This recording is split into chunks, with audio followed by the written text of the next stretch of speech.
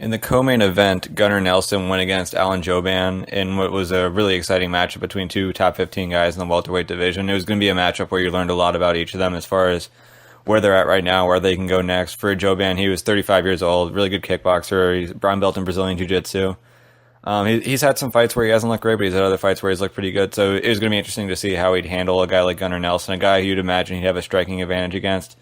See how he could handle the wrestling, if he could keep the fight on the feet where he wanted. Maybe if he could even get on top, could he control? Could he kind of stay safe in the meantime? Obviously, that's not the game you want to play against Gunnar Nelson, but again, it'd be interesting to see that just based off of what his skill set is and how he can implement it.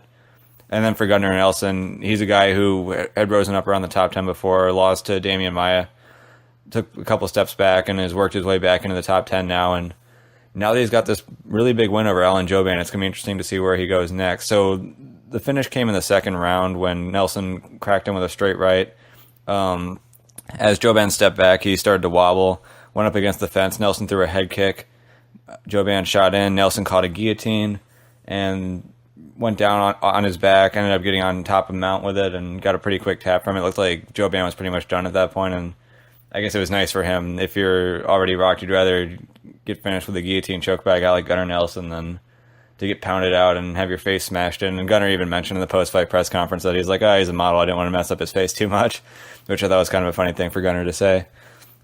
So moving forward, I think for Jouban, this is going to be tough because at 35 years old, if the goal for him is to make a title run, it just got a whole lot more complicated. You have to wonder what's he going to do to change his game to become more effective against the top guys in the division. His chin seems to be a little bit weakened at this point. He's been kickboxing for a long time. I'm sure he's taken a lot of shots in the gym. Obviously, he's taken shots in the octagon as well. So I don't think he's going to ever get to the point where he's going to be the best striker at welterweight. He's got a decent ground game, but it doesn't seem like it's at a point where he's going to start taking guys down and dominating them if need be. So for him, he can definitely hang around the top 15 as a fun fighter, but I don't know if he's ever really going to get beyond that. So at this point, he's making a lot of money modeling. I don't know what his desire is to compete in the sport, what his goals are, but if he wants to stick around and be a fun fighter, he can definitely do that. He definitely is a fun fighter to watch, but if his goal is to get to the title, it's not going to be easy, and I don't think it's going to happen. For Gunnar Nelson, I think it's even more interesting now because he's going to be at a point now where if you look at who's available in the welterweight division, there are a lot of interesting options. So for one, if you want to look all the way up at the top, you can look at Stephen Thompson, who you'd have to figure is going to need a couple fights before he ever gets back into the title picture after having 2 straight title fights and not coming away with the belt.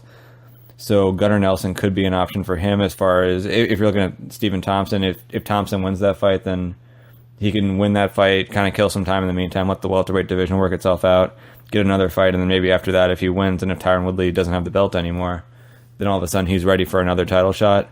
If Gunnar Nelson wins that fight, of course, that's going to be a huge step for him, and that puts him pretty much in the title picture right away.